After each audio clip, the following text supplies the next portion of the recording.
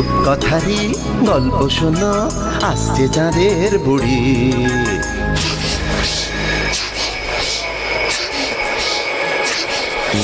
Magic man পৃথিবীতে সঙ্গে এলো তারি।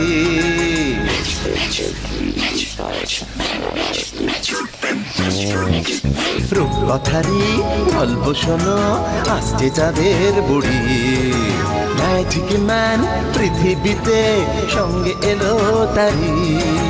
গল্প হবে, ম্যাজিক হবে, হবে মজার খেলা।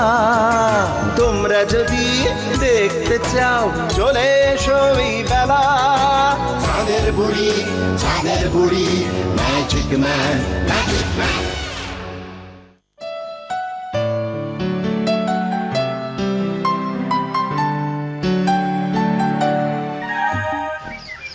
আজকে তোমাদের যে গল্পটা বলবো সে হলো ছোট্ট দুই বন্ধুর গল্প।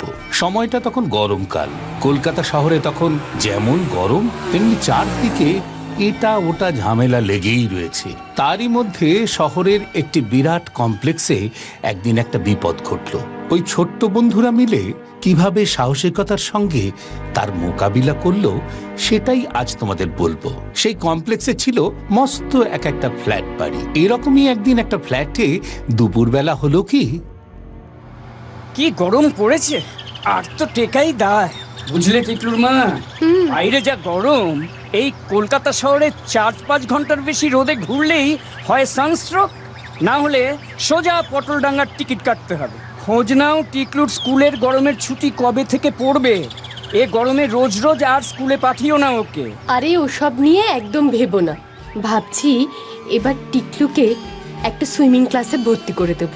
সারাদিন যা ধকল যায় ছেলেটার উপর দিয়ে, তার উপরে এই বিভৎস একটা প্যাচ প্যাচে গরম, অন্তত শরীরটা তো একটু ঠান্ডা থাকবে। ভালোই বলেছ। তোমার ওই বই পোকা ছেলে তার গল্পের বই ছেড়ে নড়েছে কোনোদিন? ফেলুদা থেকে রবীন্দ্রনাথ কিছুই তো বাদ যায় না।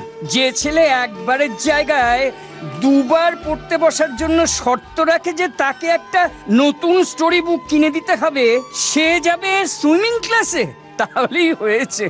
তুমিও তেমনি খালি খালি ওর পেছনে লাগো। একটা মাত্র সোনার টুকরো ছেলে আমার। এই কম্পিউটার ইন্টারনেটের যুগে এরকম বই পাগল ছেলে খুঁজে দেখাও তো দেখি। আমার মন বলছে ও একদিন অনেক বড় হবে। আহা, আমি তো অস্বীকার করছি না, কিন্তু তার জন্য দিনরাত স্টোরি বুক না পড়ে পড়ার বইগুলো তো উল্টে পাল্টে দেখা দরকার। জানো, আজকাল তার আবার নতুন ব্যায়াম শুরু হয়েছে। উদ্ভট সব সিরিয়াল কার্টুন দেখে মাথায় ঢুকেছে। সে কি গো, বলো কি? তারপর আবার কি? আমার হয়েছে যত জ্বালা। আমি ছিলাম কিচেনে, হঠাৎ বাথরুম থেকে দুম করে একটা শব্দ এলো। ছুটে গেলাম, গিয়ে দেখলাম টিকলু মেঝেতে পড়ে আছে, জামা কাপড় ভিজে একাকার। কারণ জিজ্ঞেস করতে ও যা বললো শুনে তো আমার মাথায় হাত। কেন, কি এমন খেল দেখালো সে? হ্যাঁ, সে খেলি বটে। তার নাকি শখ হয়েছিল সে স্পাইডারম্যানের মতো দেয়ালে চড়ে সবাইকে তাক লাগিয়ে দেবে। দেখলাম হাতে পায়ে ভর্তি আঠা চটচট করছে। তাহলে বুঝতে পারছো তো শব্দটা কিসের ছিল? হায় ঈশ্বর, বলো কি শেষকালে আঠা? বদিমণি, রান্নায় লঙ্কা দেবো কি করে? শেষ হয়ে গেছে তো। ইস, একদম ভুলে গেছি। মার্কেট যেতে গিয়ে তোমার দাদাবাবুর সাথে গল্প জুড়ে দিয়েছি। তুমি কিচেনে যাও, আমি এক্ষুনি যাচ্ছি। আমি বেরোলাম, বুঝলে? তুমি মার্কেট গেলে বাইরে থেকে লক করে যেও, কিন্তু এখন দিনকাল ভালো না। বাইরে কিন্তু অনেক উল্টোপাল্টা লোক ঘুরে বেড়ায়, খুব সাবধান। যা বলেছো, আমার নিজেরই মাঝে মাঝে বুক কাঁপে। এই স্পাইডারম্যানকে একা ছেড়ে কোথাও যেতে সত্যি আমার ভয় করে। কখন আবার কার দেওয়ালে উঠতে যায়। যাই হোক, আমি আসি, সাবধানে থেকো। হ্যাঁ এসো, যাই দেখি গিয়ে আর একজন কি করছে। জানি না আজ আবার তার কোন রূপ দেখতে হবে। মা, একটু আমার সামনে বসবে? তোমায় একটা জিনিস শোনাবো আজ। না বাবু, তুমি মন দিয়ে পড়ো। ঘরে কিছু নেই, আমাকে এক্ষুনি একবার মার্কেটে যেতে হবে, না হলে এরপর আর কিছু পাবো না। মা, তুমি এই দুপুরে বাজারে যাচ্ছ? হ্যাঁ রে, ফাঁকা পাবো। মা, আমি রবীন্দ্রনাথ ঠাকুরের বীর পুরুষ কবিতাটা মুখস্থ করেছি, শুনে যাও না প্লিজ। না বাবু, আমার সময় নেই। একবার শোনো না। আচ্ছা তাড়াতাড়ি বল। আচ্ছা শোনো। মনে করো যেন বিদেশ ঘুরে মাকে নিয়ে যাচ্ছি অনেক দূরে। তুমি যাচ্ছ পালকিতে মা চড়ে। এরপর কি যেন ছিল, হ্যাঁ মনে পড়েছে। আমি যাচ্ছি রাঙা ঘোড়ার পরে টগবগি। দূর, আবার ভুলে গেলাম। দাঁড়াও তো, বইটা একবার দেখে নি। খুব ভালো হয়েছে, এবার আমি যাই। অনেক বড় কবিতা, পুরোটা শুনতে গেলে খুব দেরি হয়ে যাবে। এসে না হয় শুনবো। আচ্ছা মা, আমি বীরপুরুষ হতে পারি না? কেন পারবে না? কিন্তু আমি বাড়ি ফিরি, তারপর লক্ষ্মী ছেলে হয়ে থাকবে। আমি কিন্তু ফিরে এসে কোনো কমপ্লেন চাই না। আচ্ছা মা, আমার তো রাঙা ঘোড়াও নেই, আর তুমি তো পালকিও চড়ো না। আজকাল সব চলে না। যা, আমি বীরপুরুষ হব কি করে? দূর, তুইও তেমনি। বীর পুরুষ সব কালেই হয়, বুঝলি? আরে বলো না প্লিজ, আমি বীরপুরুষ হব কি করে? খুব সহজ।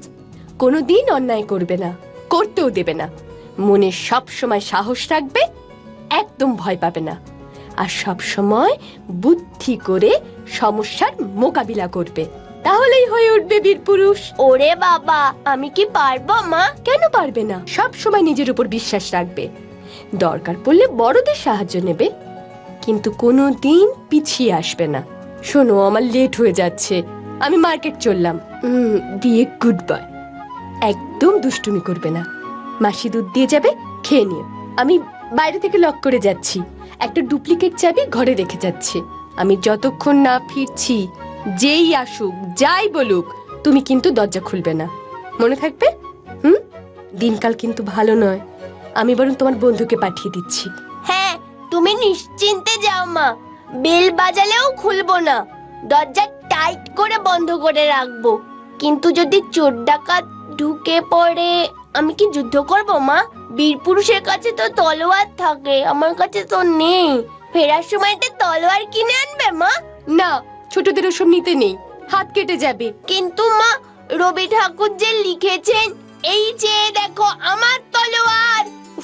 আমি তোমার সাথে কথাই আর পারবো না, আমি আসছি। তুমি বন্ধুর সাথে খেলা করো। ঠিক আছে, তুমি তাড়াতাড়ি ফিরে আসবে, আমি বাড়ি পাহারা দিচ্ছি। ভয় করো না মা গো। ঠিক বলছি তো? না না, ঠিকই আছে। চোর কাটাতে মাঠ রয়েছে ঢেকে, মাঝখানেতে পথ গিয়েছে বেঁকে, এই খেয়েছে। তারপর যেন কি ছিল, দেখ কিছুতেই মনে পড়ছে না। ইস, কি করি যে এবার? তোর আবার কি হলো টিকলু? বেশ তো বলছিলি, যদিও কিছুই মাথায় ঢুকছিল না, তবে শুনতে বেশ লাগছিল। হ্যাঁ রে, আমি কি হিন্দি গান গাইছিলাম যে বলছিস বেশ লাগছিল? স্বয়ং রবি ঠাকুরের কবিতা। তুই এখন? কাকিমা বাজারে গেল, আমাকে তোর সাথে থাকতে বললো, তাই চলে এলাম। ভালো করেছিস, তবে চুপ করে বসে থাক। মাকে প্রমিস করলাম ফিরে এলেই এত বড় কবিতাটা পুরো মুখস্থ শোনাবো, কিন্তু 2 লাইনের বেশি মনেই রাখতে পারছি না। যা বাবা। এই নাও খোকা বাবুরা, তোমাদের দুধটা রেখে গেলাম, মনে করে খেয়ে নিও। হোয়াট ইজ দিস মাসি? দুধ? আমার দুধ দেখলেই বমি আসে। ওগুলো মানুষে খায়? রাইট মন্টি। আচ্ছা মাসি, তোমায় না বলি রোজ যে আমি দুধ খাবো না? খেয়ে নাও খোকা বাবু। দুধ না খেলে বীরপুরুষ হবে কি করে? Simply rubbish. আচ্ছা মাসি, তুমি কখনো শুনেছো যে স্পাইডারম্যান দুধ খেত, ব্যাটম্যান দুধ খেত? আচ্ছা মাসি, তুমি কখনো স্পাইডারম্যানের মতো দেয়াল বেয়ে উঠেছো? একবার ট্রাই করে দেখবে। দূর বাবা, তুমি না খুব দুষ্টু হয়েছো খোকা বাবু। এই তোমাদের দুধ রইলো, খেয়ে নাও, নইলে বৌদি বলি ফিরে এসে কিন্তু বকবেন। দেখো, দেখেছিস, একটুও কনসেন্ট্রেট করতে পারছি না। যা পড়েছিলাম সব ভুলে গেলাম এই মাসিটার জন্য। হ্যাঁ, যাক, ভালো একটা এক্সকিউজ।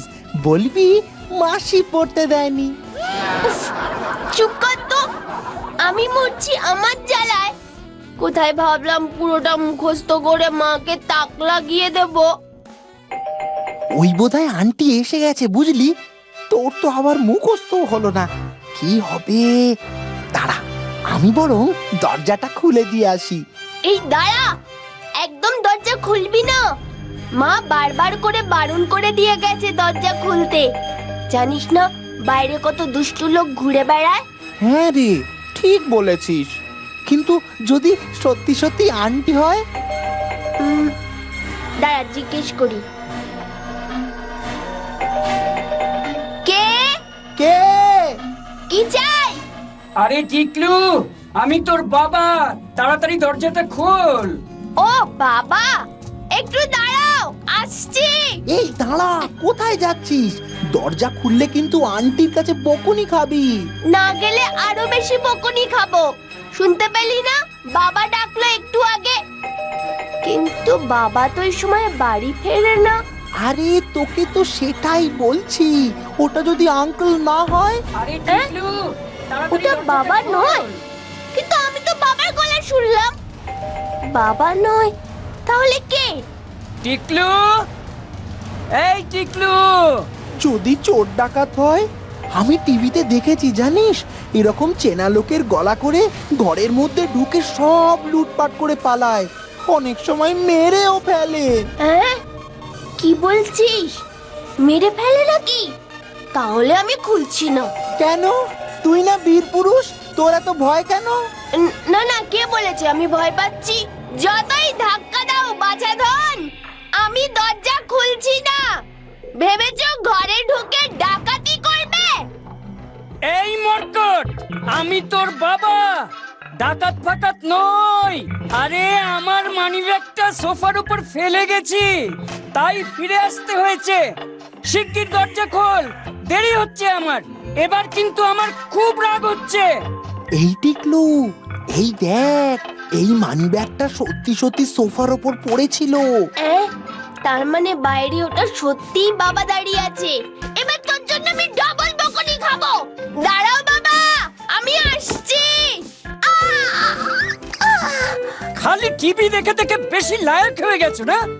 দাঁড়াও, ফিরুক তোমার মা আজকে। টিভি দেখা বন্ধ করছি আমি। দেখেছিস কত দেরি করিয়ে দিলি আমার।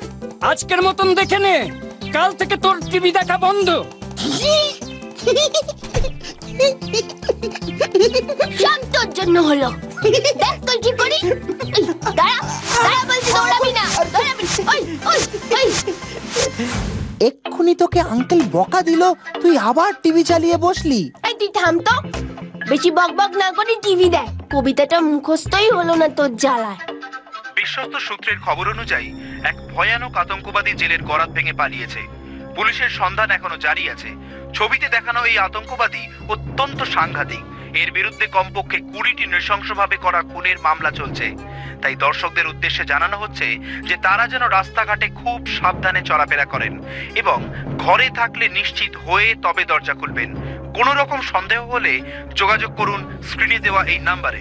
হ্যারে পিকলু, দরজার লকটা ঠিক করে আটকেছিলি তো? হ্যাঁ হ্যাঁ, কেন আটকাবো না? আটকেছি তো। তুইও না আস্ত একটা গবেট। নিজে তো রাম ভীতু, তার উপর এসব কথা বলে আমাকে ভয় দেখাচ্ছে। ধর যদি লোকটা দরজা ভেঙে ঢুকে পড়ে, যদি আমাদের মুখে রুমাল চাপা দিয়ে অজ্ঞান করে দেয়? মোটেই না, কারণ এত সাহসী নেই যে টিকলু দ্য গ্রেটের মুখে রুমাল চাপা দেয়। ধর যদি ধাক্কা দিয়ে নিচে ফেলে দেয় এই জানালা দিয়ে, ওরে বাবা, খুব লাগবে রে। উফ, তুই তো হেভি জ্বালাচ্ছিস। তোর মতন ভিতর ডিম আমি কোনোদিন দেখিনি। আমার মতন একটু সাহসী হতে পারিস না? আমি বইতে পড়েছি, ভীতু লোকেদের কেউ পাত্তা দেয় না। হ্যাঁ, সেই আঙ্কেল তো একটু আগেই একটা সাহসিকতার অ্যাওয়ার্ড দিয়ে গেল, তাই না? ওই একবার দেখ আয়নায়, তোর কানটা এখনো লাল হয়ে আছে। মন্টি, ও বাবা গো, এসে গেছে। এ, তোর তো সব হাওয়া ফুস হয়ে গেল রে।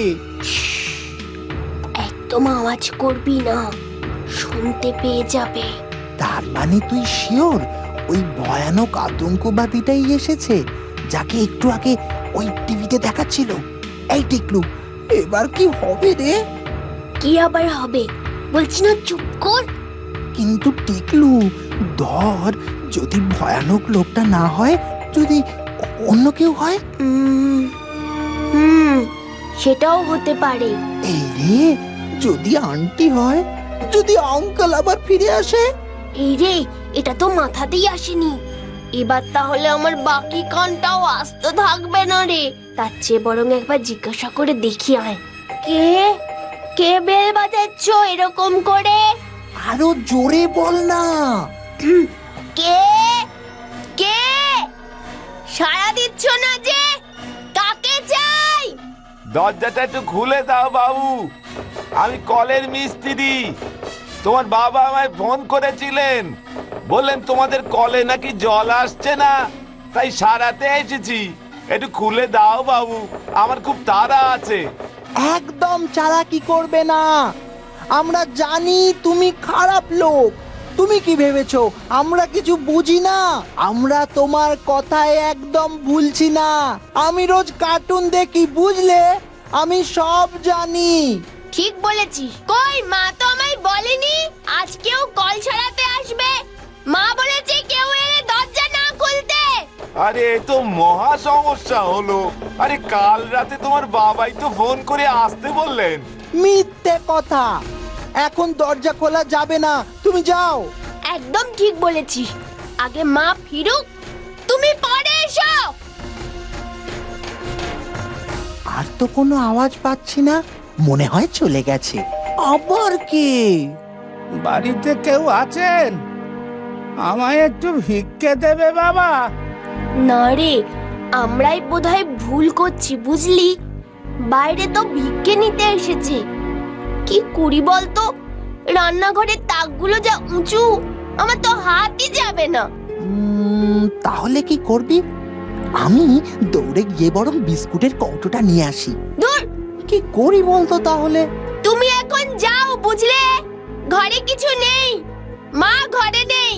এই পিকলু, দরজা খোল, আমি মা বলছি। উফ, মা তুমি এসে গেছো? আপনি একটু দাঁড়ান বাবা, আমি এক্ষুনি আপনার জন্য চাল ডাল নিয়ে আসছি। শুধু চাল ডালে তো আমার পেট ভরবে না, ঘরের টাকা সোনা যা আছে সব বের করে নিয়েছো। তার মানে? এই টিকলু, এ তো সেই লোকটাই মনে হচ্ছে রে। ঠিকই ধরেছো তোমরা, আমি সেই লোকটাই। অনেকক্ষণ ধরে আমাকে চোরকি নাচ নাচিয়েছো, এবার দেখাচ্ছি মজা। Hands up! একদম চালাকি করার চেষ্টা করবে না, হাত তোলো। কিন্তু বইতে তো ডাকাতের কথা লেখা আছে। হাতে লাঠি, মাথায় ঝাঁকড়া চুল, কানে তাদের গোজা জবার ফুল। তোমার তো সব কিছুই নেই। তুমি কি সত্যিই ডাকাত? ডাকাত? চুপ! একদম কথা বলবে না, চুপ করো। আবার মুখ খুললে আমি ডাকাত না অন্য কিছু সেটা ভালো করে টের পাইয়ে দেবো। টিকলু, টিকলু একদম চুপ। সবই তো জানো দেখছি, এদিক নেই ওদিক আছে। ভালো চাও তো ভালো মানুষের মতো আলমারির চাবিখানা বের করো তাড়াতাড়ি, নইলে নইলে গুলি করে পাঁজর ফুটো করে দেবো একেবারে। আলমারিতে তো কিছু নেই, আমরা বাড়িতে কিছু রাখি না, বিশ্বাস করুন। সব আছে ওই ব্যাংকের লকারে। হ্যাঁ, ব্যাংকের লকারে আমার কাছে সব খবর আছে। আপনারা কালই লকার থেকে গয়না তুলে বিয়ে বাড়িতে গিয়েছিলেন, এর মধ্যে সব আবার ব্যাংকে রেখে এলেন। দেখুন দেখুন বৌদি, একদম চালাকি করবেন না আমার সঙ্গে। চাবি তো আমার কাছে নেই, আমার স্বামীর কাছে। আমার সাথে চলো কি? হ্যাঁ, শিগগিরই বের করে দে চাবি বলছি, নইলে নইলে এক গুলিতে তোর ছেলের খুলি উড়িয়ে দেবো। না, না, আমার ছেলেকে ছেড়ে দাও। দিচ্ছি দিচ্ছি, এই নাও চাবি। এই তো পথে এসো বাছাধন। কিন্তু এতে তো অনেক চাবি, এর মধ্যে আলমারির চাবি কোনটা? বড় চাবিটা। বড় চাবি?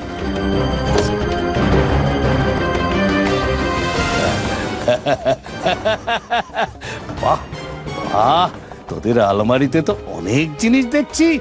হীরের আংটি, সোনার হার, সোনার দুল, আরো কত কি। মনটা একেবারে খুশি হয়ে গেল রে। ওই কাপড়ের ভাঁজগুলো দেখুন, টাকাও রাখা আছে। তাই বুঝি? তবে খবরদার, হাত তুলে রাখ, নইলে গুলি চালাবো বলে দিচ্ছি।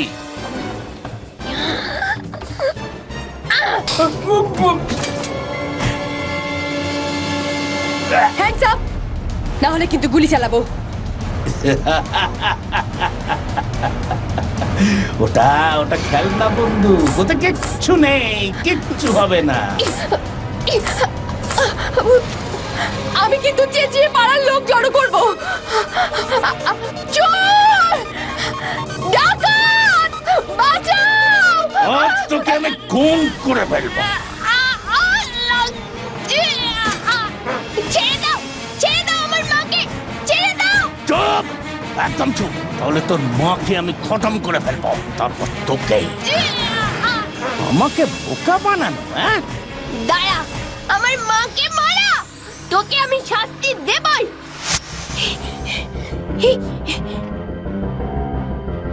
এই নে,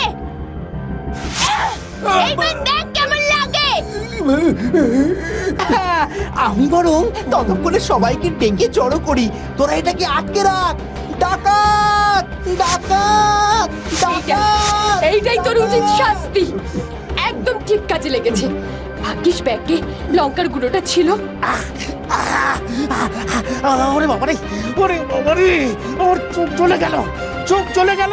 আমায় বাঁচাও, আমায় বাঁচাও, কেউ একটু জল দাও, আমায় কেউ একটু জল দাও।